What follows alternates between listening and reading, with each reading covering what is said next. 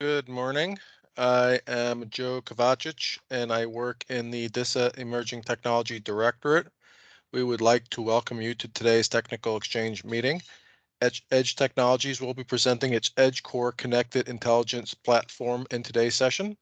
Need to go over some administrative items before we get started. First, please mute your DoD 365 Microsoft Teams sessions. Second, this session is being recorded to allow future scrutiny of presented capability by members of DISA and the DoD community. Third, this is a public forum, so no proprietary or sensitive information should be shared in this session. Fourth, we encourage questions during the session, so please use the raise hand function in the Teams menu to alert the presenters when you have a question. You can also enter your questions in the chat area anytime during the presentation. Questions will be addressed in the order they are received. I have to provide the following full disclosure. This technical exchange meeting does not infer any intention by DISA or the DoD to enter into an acquisition, contract, purchase, or endorsement of the presented capability. This session is purely for informational purposes only. We do not control how session participants will proceed with the conveyed content. Access to the technical exchange session video, slide deck, and other artifacts will be made available through a National Security Innovation Network website, whose link is provided in the TEM session invitations that each of you received. With that said, let us commence with the presentation. So over to you, Edge Technologies. Thank you, Joe. If you can advance the slide, please, Scott.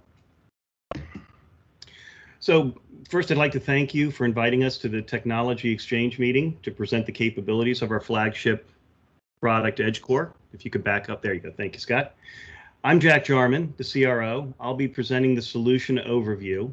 I have about 600 slides that I want to go through, so it'll be a lot of slides. Just kidding.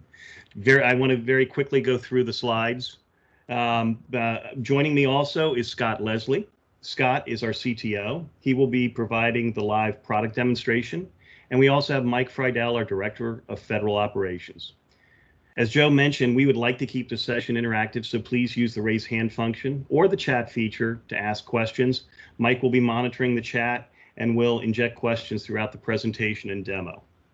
If we can't address your questions in real time, we will try to address them at the end of the presentation. Edge Technologies is a software publisher focused on developing solutions that allow our customers achieve the impossible. The right data to the right people at the right time on the right device. In essence, our integration and visualization platform, Edge Core, allows users to deploy a true single pane of glass. Unlike other solutions that profess to offer a single pane of glass solution, Edge Core is secure and is configured by users to meet the unique requirements of the viewer, not what we, the vendor, feel users should see. This is critical to meet DISA's imperative to achieve the velocity of action needed to win. Every mission is unique, and the data needed for those missions is ever-changing. DISA needs a platform that can be rapidly configured to address the mission needs of the warfighter. But Edge Core doesn't stop there. The biggest issue with any single pane of glass solution or data analytics solution is that upon gaining valuable insight, the viewer needs to leave the single pane of glass to take action. Edge Core goes beyond a single pane of glass to provide a single pane of control. Users can securely write back to authoritative systems and orchestrate complex automation sequences and workflows with DISA's existing ATO solutions. In essence, Edge Core is not a rip and replace solution. It will leverage all of the capabilities that you have currently in the environment. Edge Core achieves these capabilities by combining a suite of capabilities found in no other solution. Single sign-on, regardless of security solution, from CAC card to Active Directory, LDAP, or Okta, as well as a combination of all of them, are fully supported. We have no persistent new data storage requirement.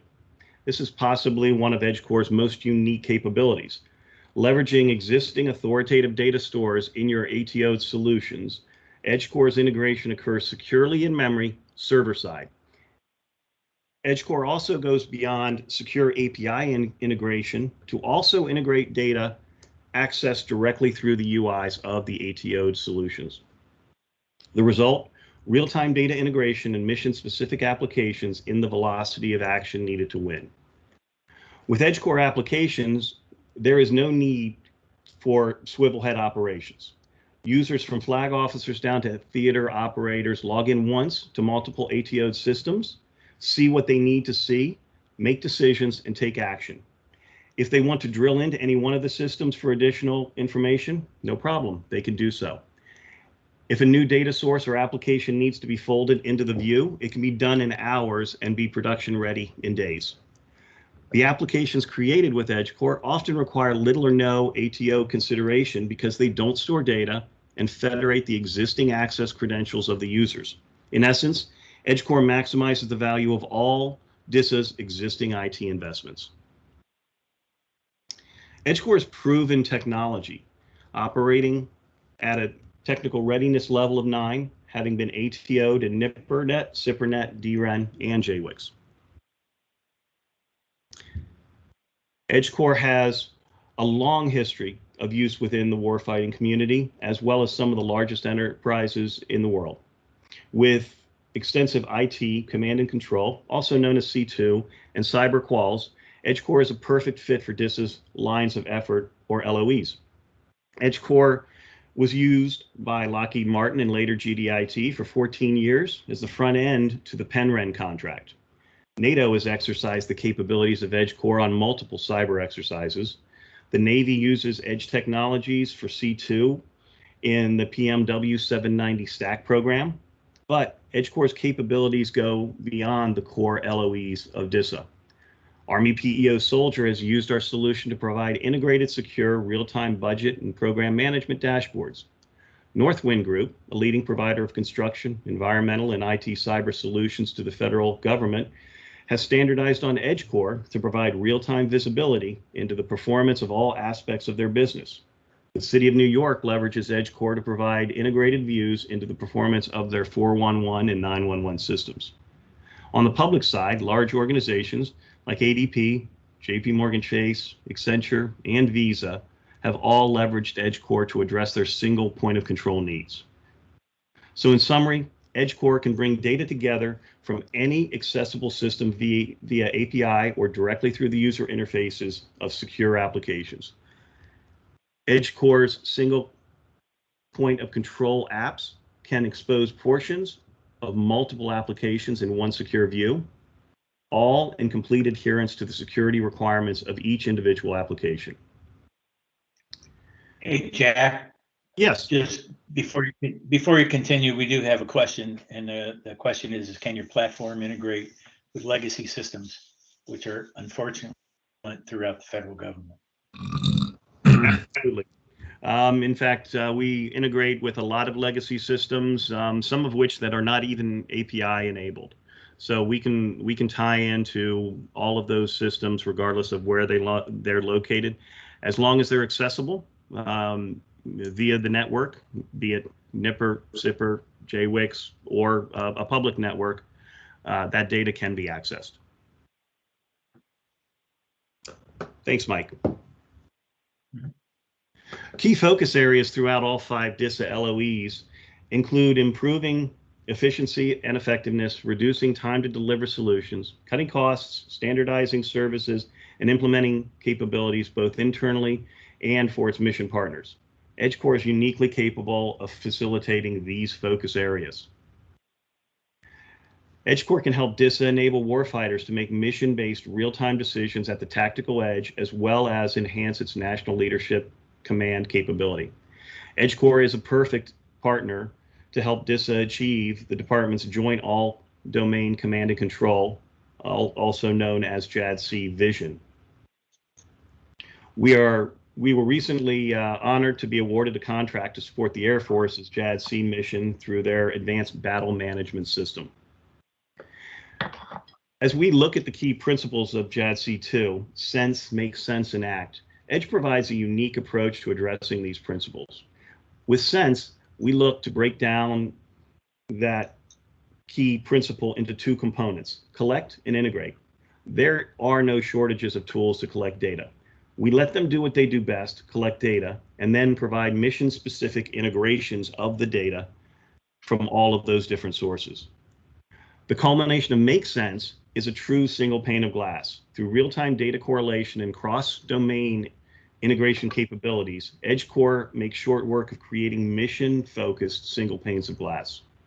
Finally, EdgeCore truly excels when it comes to taking action. Once the situation is understood, operators need a way to very quickly take action in existing systems.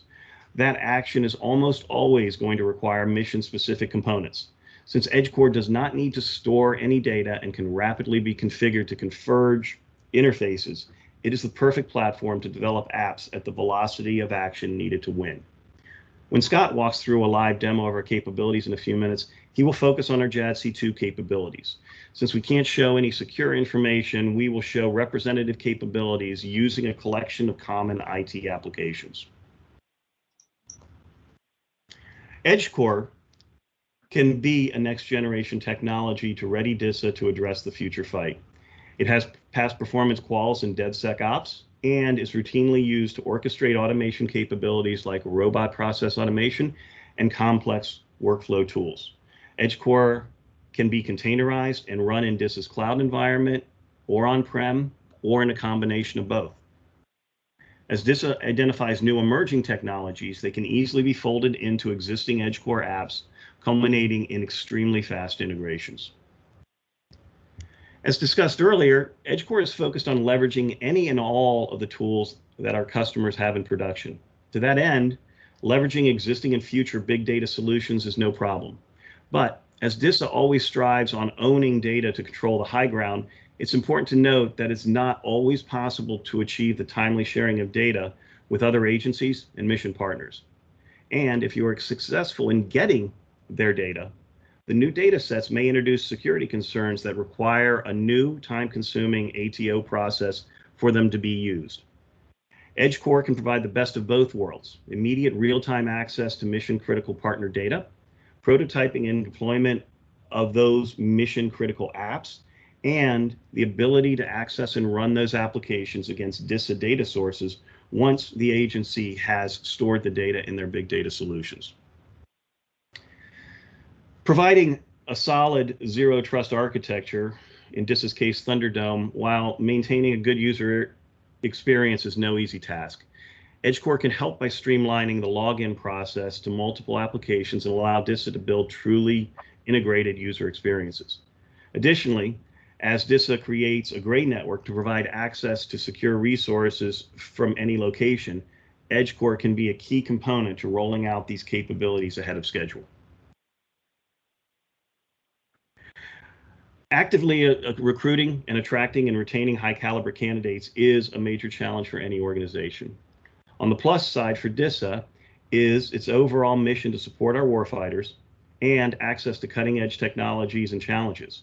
On the downside, stringent security and repetitive tasks and laborious training cycles are often cited as reasons why employees seek new employment in any organization. EdgeCore has been leveraged by many of our customers to alleviate these downsides. A comprehensive single point of control dramatically reduces security risks, repetitive tasks, and simplifies training.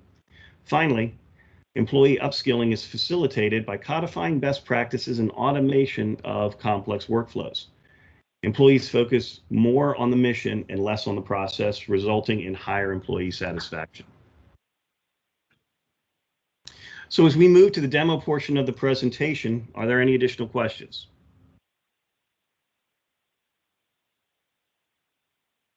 Okay, it's over to you, Scott. And I'd also, as Scott's transitioning to the demo, I'd like to mention that we are planning to cover all of our core content by noon, but we are also available to go long if anyone has additional questions or wants to dive deep into any one of the capabilities. Over to you, Scott. All right, thanks very much, Jack. And I should be showing now the login screen. Please stop me if you cannot see that. I'm just going to go ahead and log into this. Now, this again is representative data. This is not live data that's being pulled from any specific mission, but it is representative. We do have access to different data sets, which have allowed us to create a fully functioning demo system based on real tools. Now, when I mention real tools, we are currently connected, my remote connection over to a cloud host. And then from there are a variety of tools that are going to come into play here. Now, the very first thing we can see here is that we're pulling information from a couple different data sources just to provide this particular view that I've launched off of. This is really getting things and allowing things to sense different things and getting into a little bit of the make sense. The first aspect there's icons on the screen that are showing the sense portion, which is, are there any tickets? Are there any problems? Are there any maintenance windows, change orders? Are there any emergencies? For core services on the right-hand side, are there core services that are working and functioning that are providing value? All of that is the sense aspect. Now, all of that's data driven. And when Jack was speaking earlier about the ability to really take action, one of the things that we want to highlight is that as part of the sense action, we're connecting to a lot of different tools. On this screen, I've actually connected to 3 different tools, their actual UI. Now, this is not something where we are reaching out, collecting data, putting it on a screen using our visualizations. I'm actually showing the real workspace of the underlying tools. So I have the ability here, just as I'm showing, to cross into 3 different identity providers where there might be Okta in the field, there may be Active Directory somewhere, but I can translate the single username that I typed in once already that everybody saw, and I'm instantly logged into here, the UI for ServiceNow for tickets and incidents, the UI for Splunk for BI and reporting, and the UI for SolarWinds Orion Network Performance Manager, so I can actually see where different things are being detected. Now, in a business environment, this might be HR tools, this might be mission tools, this might be Microsoft Project, something of that nature. It may be retention. It may be virus tools or something of that nature for cybersecurity. The key being, we can bring that tool into the workspace. You don't have to leave the workspace to be in that tool. And just as an example, if I took, let me see this, the network performance manager example, I can bring that up full screen and I'm fully in that tool.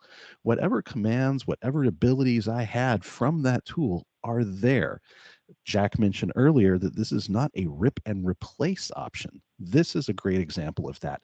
The sense aspect, bringing information into the realm where you can actually see it. Sometimes that means you need to get into the tool. Sometimes that there's a specific tool for a specific job, and you want to be able to go into that specific tool and that specific job and see how things are going.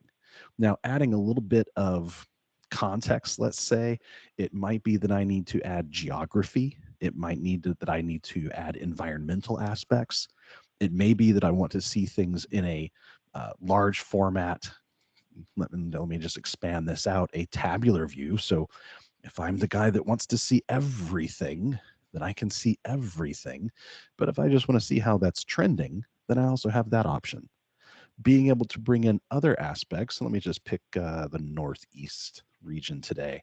Here I can see we're bringing in not just points that are dynamically allocated in real time based on whatever criteria we want, including mobile assets, of course, including single-use mobile assets. We can also bring in things like weather feeds. Now we can bring in temperature sensors. We can bring in all sorts of different external feeds. We've got a variety of ways that we can do that. This is all, again, part of the sense aspect. This is part of being able to understand that there are tools in an environment and those tools do their job. And as those tools do their job, I don't want to lose access to those tools. I want to be able to bring in whatever those tools are giving me, whether it's a simple Power BI chart or Tableau, something of that nature. I don't lose that. I can get directly to it, all the way to the heavier things like running complex reports over time. Now, as we look at how that may fit into something, it might be that looking at a particular asset, we need to understand what's going on across the board. Again, perhaps we need to understand who it is we're dealing with, a little bit of context around them. Why do they matter? Why do I care who they are? What's some of their activity, whether that be something in a forward-looking base or an active theater or an emergency situation, or just what type of contact we've had with them in the case of a friendly in an environment. But we can also, again, look at where are they at, what are different links within the environment based on all the context that I have drawn up, what are all the different things I might need to click to bring in, again, more sense, including right in the middle of the screen, putting an actual tool there. Again, that's the ServiceNow UI right in the middle of the screen. So this is a combination of bringing in different data points, correlating them, making sense of them, putting them on the screen, but not losing that critical ability to get to the third pillar, that act pillar, the ability to do something about it.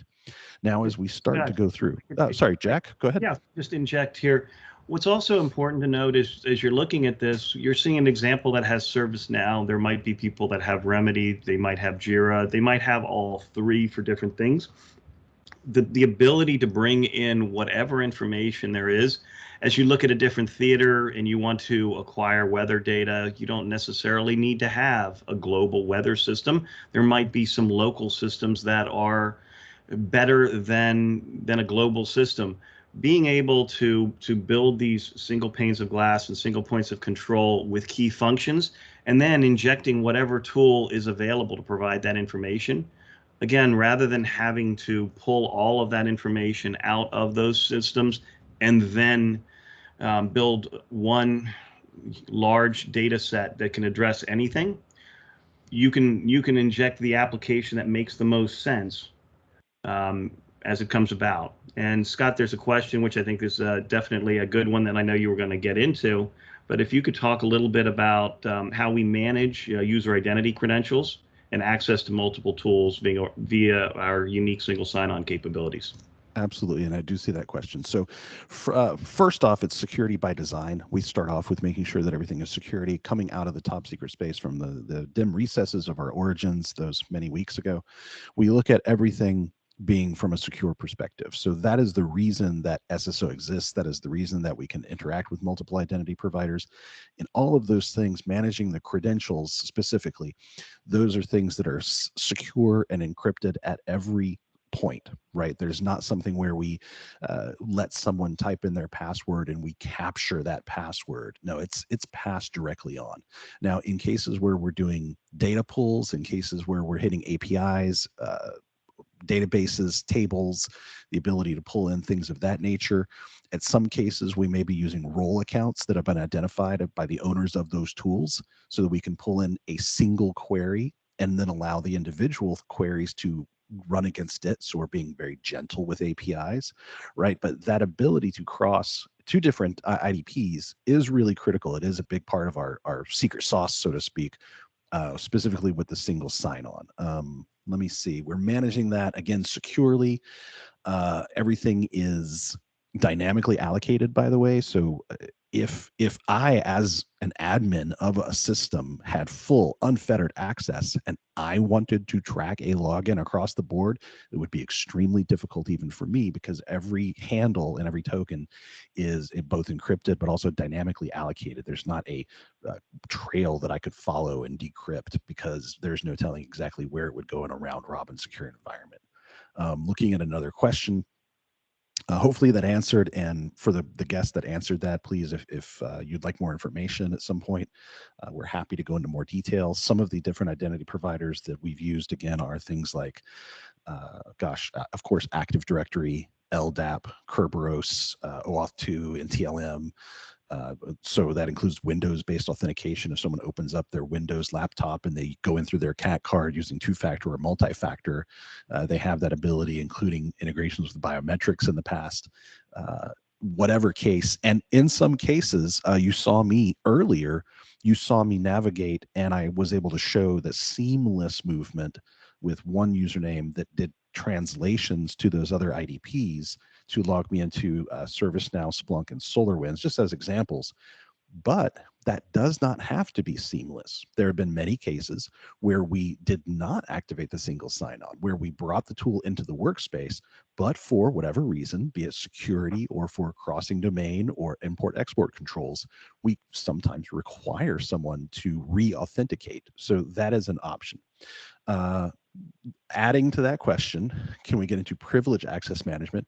We can. We do get into role-based access control. We do get into very We have a lot of features. So that's all configuration, not development. That's the key aspect, is that as I look at, and I can just jump into this briefly, as I look into the user management, and this is a very stripped down version here, if I look at what type of access a given person has, if I look at what type of credentials they have access to, you can give someone, for example, full access and full credentials to a development system or a low side system and very limited credentials to a production or a high side.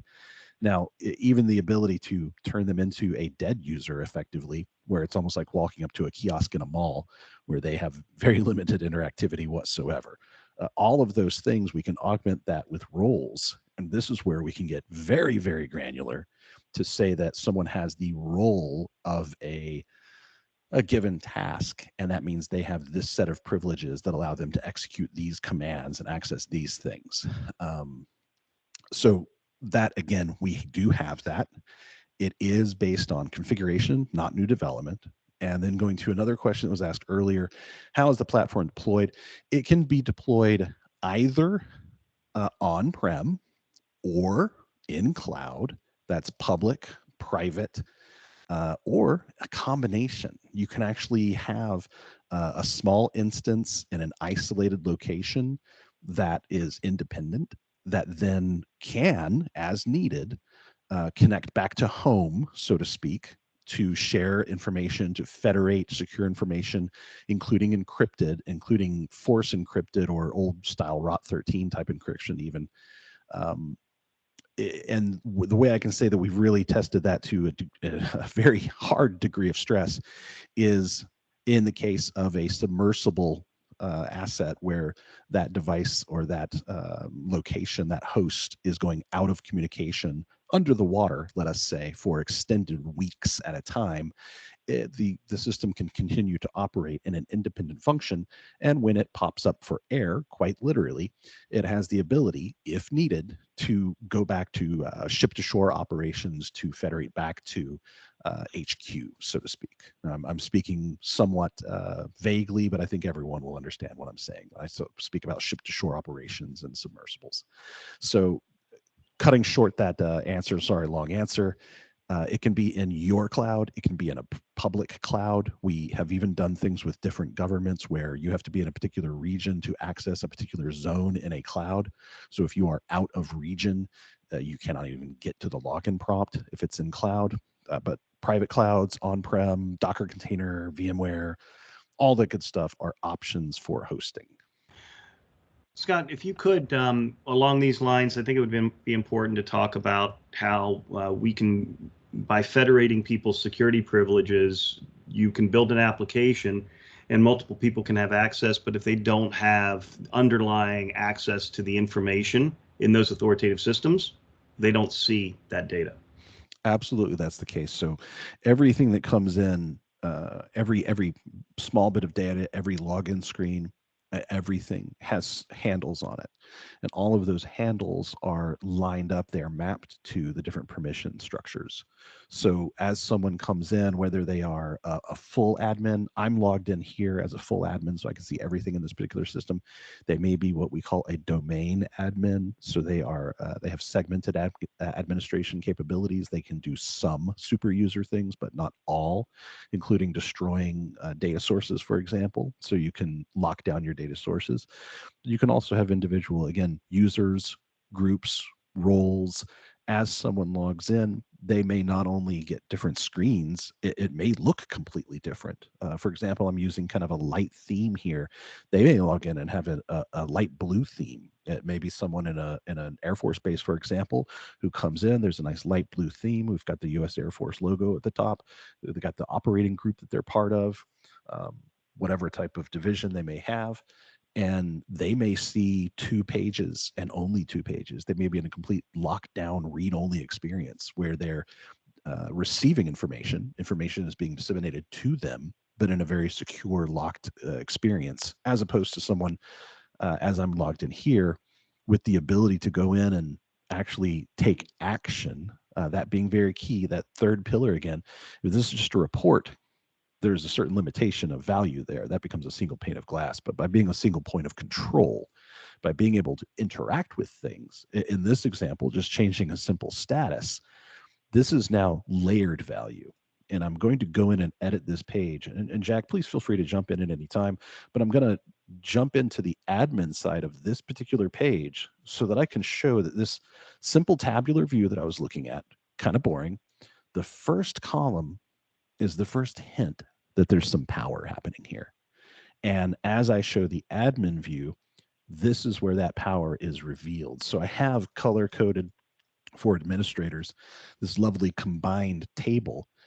As you look, where is the information coming from? I'm actually connecting to 4 different systems, in some cases competing systems, flattening out the attributes so they fit nicely into my table so that anyone can use them. And as I send commands back, like I was changing a status a moment ago, it flows back down that diagram to the source of data and makes a change. This is that classic, I want all the value of the tool, and I don't ever want to see the tool. This is those first options here where I can change the status. That's I have the value of the tool. I have 4 different tools combined into one view, correlated. I can take action from there, or I can say, you know what, I do want to be in that tool. I love that tool. That's the tool that I live and breathe in. I want complete access to that tool so I can do all the cool things. And here I've drilled down into ServiceNow. This is the actual ServiceNow UI. I'm really logged into it, and I can do whatever I would from there. Just by hitting the back button. I love that feature. I can go right back to where I was. Now, this is that aspect of going from sense to make sense to act, all in one swoop, right? But looking at that, looking at how do I really add things to that, the page that I started off with is, what does this mean to the mission? What does this mean to the program? Are there other mitigating factors that I need to bring in? Are there other things that I need to understand? And as I go in, and I'm going to go into an operations type perspective here, as I go in and look at, supposing I have identified a number of assets, CIs, that I want to know everything about. Here in my system, I've got control of some assets. So these are network devices, server devices, things of that nature. These could just as easily be, again, humans, machines, vehicles, whatever the case. The assets don't matter in that case. But I can see the overall status. And as I mouse over here in the top left hand, I'm already sensing and making sense. I can see there is a watch list. This particular asset is on the watch list. There are incidents. There are alerts. And the overall status is there's something wrong with this asset. Now, contextually, I can see all my raw incidents and all my raw alerts. Scott, I just want to interject. I'm sorry. That's a very powerful feature. This is something that was configured for this view. This isn't what we presuppose you need to see. This is a short exercise in saying this is what's critical for the mission operator to see for the mission at hand. Very, very quickly and easily configured. So it really provides you with the ability to, when someone says, you know what, we need to see if an operator is active on Twitter at a certain predefined level. You can show that. You can bring that in from any of your tools. So it's a very, very powerful capability. And I just wanted to highlight that this isn't something that we presuppose you need to see. This is what the operators wanted to see. And it's very easy to set that up for any one of these apps that you build within the EdgeCore platform. That's actually a great point. I mean, this particular view, Jack, this particular one was designed by a very popular search engine company, although they deny they're a search engine company. I think that's what we all know them by. But they're actually the ones that designed the layout of this particular view using our tool sometime back. Now, clicking on that is where I really get into making real sense out of something. So this particular asset that I've chosen, again, as a network device, the very first panel here on the top left is tell me everything I need to know basically about this asset. Now, again, that could be location. It could be all sorts of cool stuff. In this case, it's a network device. So I can see what are different active alerts going on with it, what are different active incidents, including change orders, maintenance windows, whatever may be happening. Below that, this is where the flexibility, as you were speaking about, Jack, comes into play. I actually have opened up 2 different tools, a reporting tool and a network topology tool. And I'm in those tools. Again, I'm really in those tools. As I expand this particular network topology tool, for example, the full view opens up, and I have the ability to zoom in. I have the ability to take this out of management. I have the ability to do all sorts of stuff as a network administrator would do to it in real time. By putting that back down, now if this was, let me track a human, let me track a person in a metropolitan downtown environment, by Well, watching as they move things. Go ahead. yeah, I can interject here. This speaks very much to LOE 5 and looking at empowering the user and upskilling people. Think about when new people come in and all the processes and procedures they need to learn. This is a system now where basically the operator, when they go into this one situation, they're already logged into the tools and they are brought to the pieces of the tool that they need to see to accomplish the task at hand. They don't need to log into the tool and know how to navigate to the appropriate screen to see that information. You can codify that process for people to allow them to very, very quickly come up to speed on the mission rather than focusing on the process. Very good point. And that also spoke to your upskilling earlier about that. So looking at different things, and I am keeping my eye on the chat as best I can. So I do see that there was a question earlier about privilege access management. And I see that, thanks, Joseph, very much for posting up the deck again. As we look at these things, focusing on the mission at hand for the individual operator, let us say generically, that speaks very much to what Jack was just saying. Because if I'm looking at a slightly different scenario, maybe I need to know where all of my human assets are. And I need to understand, are they safe? Are they checked in? Have they completed whatever they need to complete? Are they on task? Are they off task? And as I go in to find out, let me find out more about them. I can see in real time again. These are all based on different in theater abilities, capabilities, things of that nature for a fully plugged in resource. This ability to do that and see where people are at and understand what's going on, taking that to another level of makes sense. If we know that there are certain situations happening, we can post warnings, we can post messages to any users for context as we want to understand where a particular situation is happening, and we need to really get into the details on that and who are the people that are affected by that and what do we know about their current status. Are they safe? Are they reporting in? Do they have communication? Everything is good with where they are. Now here I'm showing a tornado situation in Oklahoma, but I'm showing a timeline here that could just as easily be, again, in a forward operating base where we need to make sure that the people there have communication, that they're fully plugged in, that there is bidirectional communication with them, and the commands can be given to them, which they can follow, be it verbal or otherwise. All of that ability and all of that context comes in, and we have the ability to make sense of it. We have the ability to give that context so that people can do things. Now, that could look a variety of different ways, and we have the ability to slice that, and we have the ability to really go in and get very granular with what that means, including, again, adding environmental things. I always like to show this, the ability to show a variety of external data feeds, including satellite imagery. Now that can be pulled. We do have the ability to pull in cameras. We do have the ability to pull in, again, single-use cameras that operate once and then are no longer functional. We have the ability to bring in, and no surprise on this map, it's hot in the world right now. This is the heat index across the world. No surprise there that it is in fact hot these days to anyone. But all of these things, all of this context, if this is just a simple dot on a map, that's not good enough. I need to, at a glance, be able to see whatever that little dot says. Am I functional? And if I am not functional, let me, at a glance, without having to click anything, let me see if I can determine very quickly what is the issue. The fewer clicks I have to do to get to make a decision, these are things that have to be done instantly. There's things that we need to know very quickly.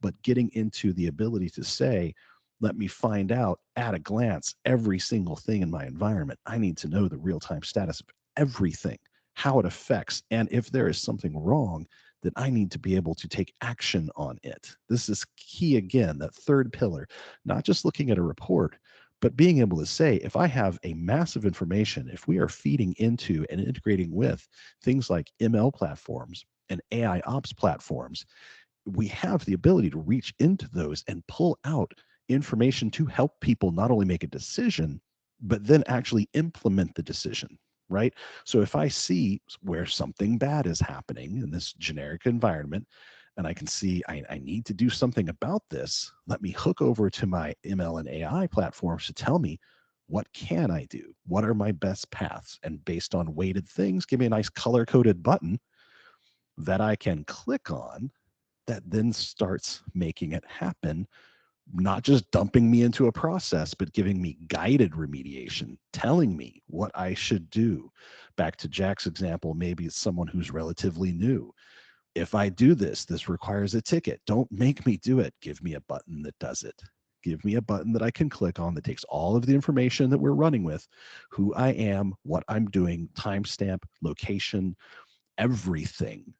Use that to create the ticket that is needed automatically by touching APIs, tell it what I'm about to do, and then, hey, let's put a warning up if this is something that's going to start off with some automation steps and it's going to make changes and affect the way people do things, whether we're hooking into Ansible Tower or like RPA tools like Blue Prism or Automation Anywhere, UiPath, things of that nature, all the way to hooking into microwave communication channels to make sure that people are aware that something is happening.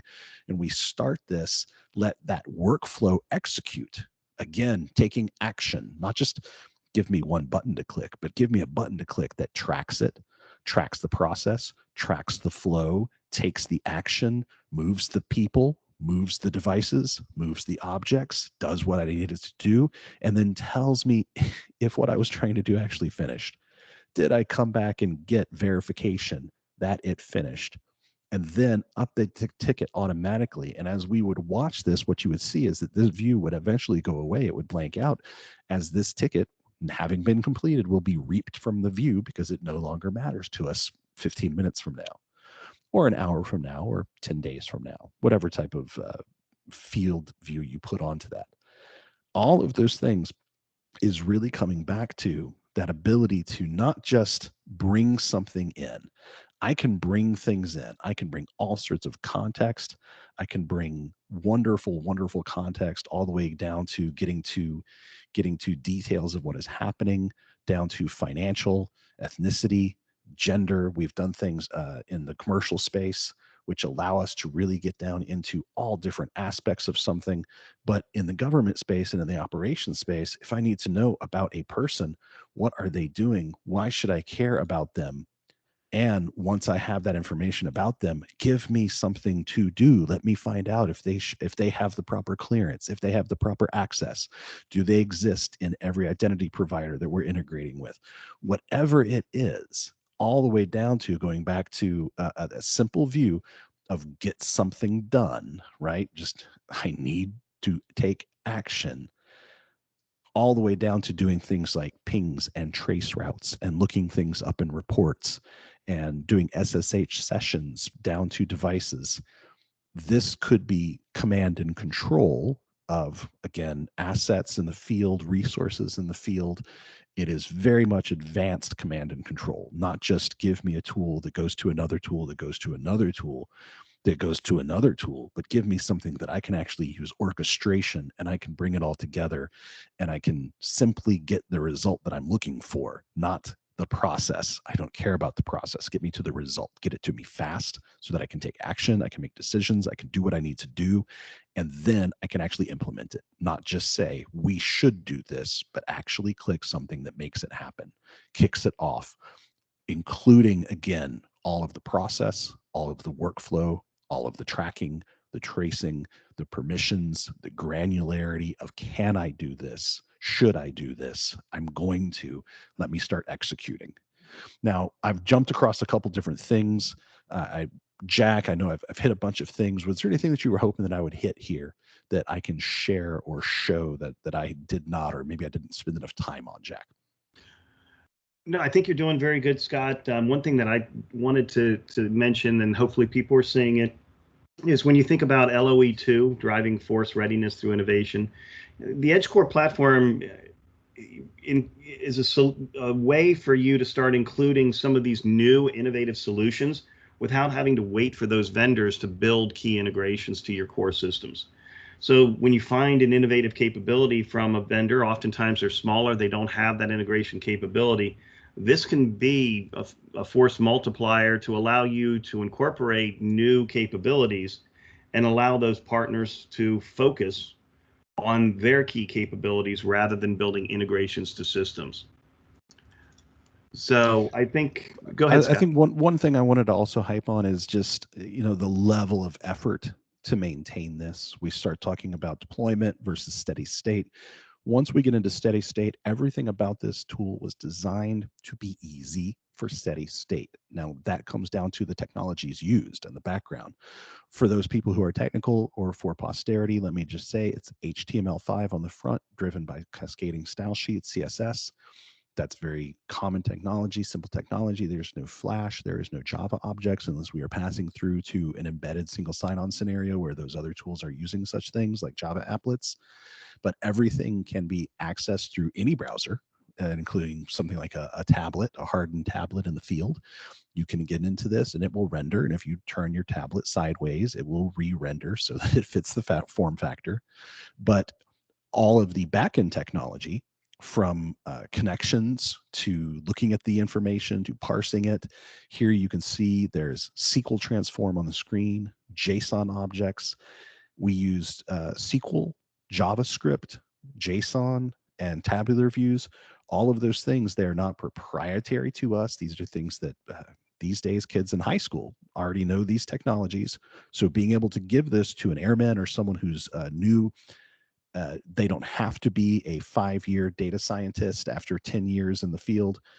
They can do things like if I see that there is a view, as I'm showing here, that has an icon, a number, and a word, and someone says, that number in the middle, I'm not sure I understand what that means. Can you make it more clear? We have given the ability to say, let us change a color without having to be a programmer. Let us add a label by flipping a switch that says show label. Let us change the size of that text by typing in a number. And as I hit next and next, I've added the word count in red, really big, so that someone unfamiliar with this view can say, there are a count of 11 that are on hold. Now I have a better understanding. And if someone says, that's a little bit much hand holding, you can go back to that and uncheck it. And I hit next, and it's gone back to the way that I started.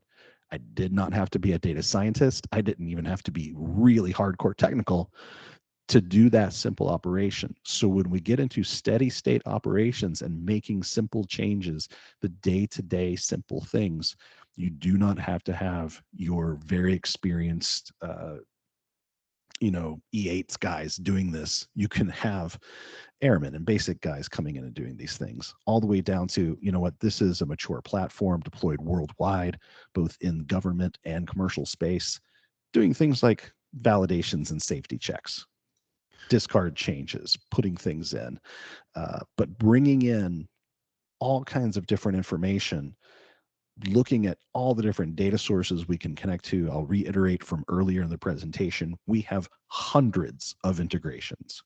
Those integrations, to speak to a question earlier in the chat again, can we connect to legacy tools? Yes. We have connected to mainframe tools, LPARs, things of that nature, where we had to get logical outputs. We have connected to log files. We have connected across SharePoint servers into project plans, pulled those out and been able to do comparisons against those so that people can understand, is a project tracking on time? Do I have the right people in the field? Do I have the right people with the right skills and the right operators to move heavy equipment from one location to another, including the ability to do that in a proper authorized manner with certifications and all of those little check marks that are required. All of those things. Yes, Jack. What would I think would be helpful with the last few minutes that we have, and certainly any questions people have, we're happy to go long. But can you share with everyone some of the the work that we've seen our friends at Accenture do to help give access to some of their people within systems of their customers? I think that speaks a lot to the security capabilities to be able to work across Citrix environments and things of that nature, and really being able to interact in a single point of control within systems that are not controlled by Accenture proper. Right. Well, and you just hit on it right there with Accenture and the word Citrix, right? In some environments, when you go in, the different tools that you're interacting with, you may not have full control over. They may be through partners, either through different agencies they're engaged, through different contract environments. It may be something that is simply not owned. And I just see a question pop up. I'll get to that in a moment. When we look at those things, it truly is a situation where the individual operator may not have permission, or they may need to cross systems. They may need to automate across systems. And as Jack mentioned, one of the most common technologies there is Citrix.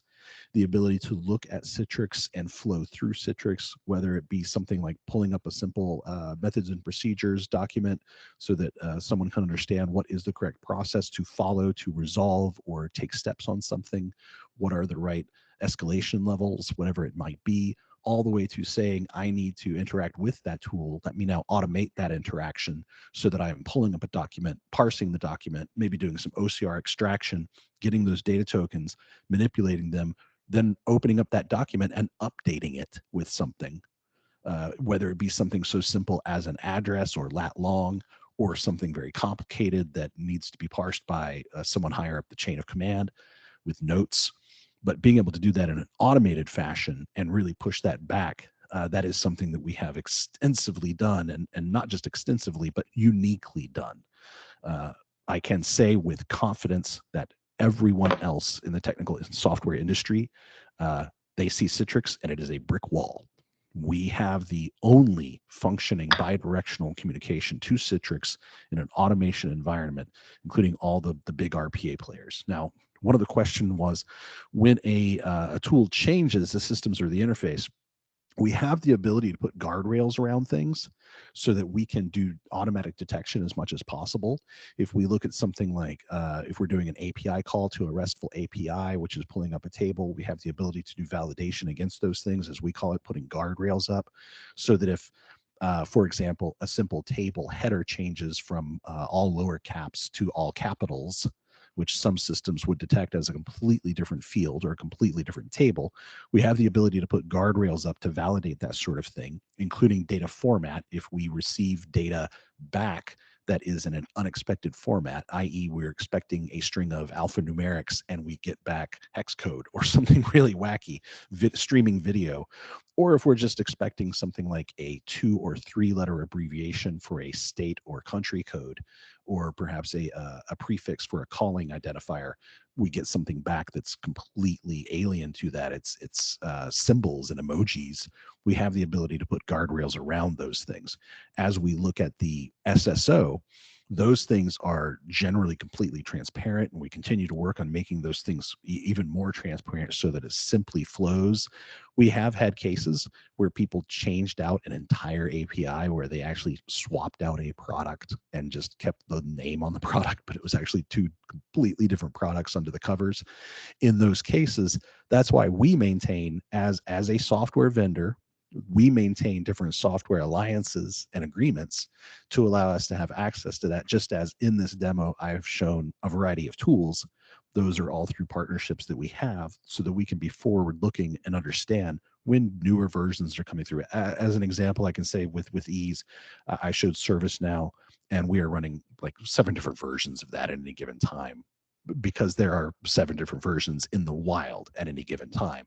And those changes can either be done by us and pushed out as a formal update.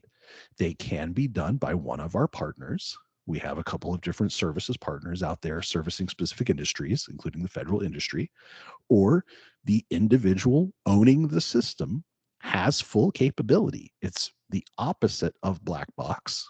They have full capability that if they know what the difference is, that they can go in to the full pipeline view. Let me just take a peek here. They can look at something and see what are the connections, what are going on, and what do I need to change in a particular edit or something so that that is updated and proper. So if I look at that and I see that there's some query here, as I was saying earlier, let me make that bigger for the presentation. Simple SQL query. If one of these fields changes, a full admin has the ability to come in and update that within a matter of seconds. They don't have to go back to the vendor. They don't have to go back to me or Jack or someone. They can actually make that change and then back to business as usual. And I'll also add here, what's very important is, as Scott mentioned, we maintain partnerships with key COTS product vendors, and we try to be ahead of all of their changes. So revisions make it, transparent to you. We handle those things as gracefully as possible. But there are also situations where we've had multiple Intel and DoD partners where they've developed their own integrations, totally unbeknownst to us, in the JWICS or SIPR environments. And you have that capability. You can build your own integrations, and we provide a lot of troubleshooting tools. If things change in those tools, there's logs, there's a lot of information that's provided. So when there is a change, if there is a change, we try and help identify that for you so that you can go ahead and change that. But hopefully that answered the question for you. And indeed, we're of course available for more questions and follow-ups. We're happy to discuss this. I try to keep my comments within the time frame that we have permitted officially.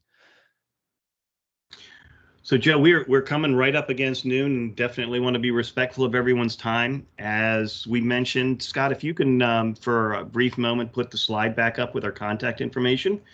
Feel free to contact any one of us. As Joe mentioned, this will be available for you to download for replay, and there also will be some artifacts around our capabilities shared with you. The presentation, as well as a capabilities document developed specifically for DISA. But Joe, I'll turn it over to you now for wrap up. But again, we're more than happy to stay longer if anyone has questions. Hi, yes. If anybody in the audience has any further questions to ask at this time, please feel free to unmute and ask. Okay, appears that we have no further questions. I would like to thank Edge Technologies for taking part in this technical exchange. I'd like to thank everybody in the audience for taking time out of your day to take part in this session. If you have further interest in exploring this technology, this capability, the contact information was on the screen a second ago. It's also included in the slide deck that was posted in the chat area. Also, I'd like to put a plug in for the DISA Works Innovation Lab located in Columbia, Maryland. It's our little innovation lab that's off-site off of the Fort Meade Reservation. It is a lab that allows us to test out technologies and capabilities that are in industry without the hindrances of the security restrictions of Fort Meade. So again, if you are interested in testing, exploring, piloting any technologies that you've seen or that have been part of this technical exchange or past technical exchanges, please reach out to my organization, the DISA Emerging Technology Directorate, for further discussions on that. So again, thank you all for your time today. Wish you all a wonderful day. Thank you. Thank you, Joe. Goodbye, everyone.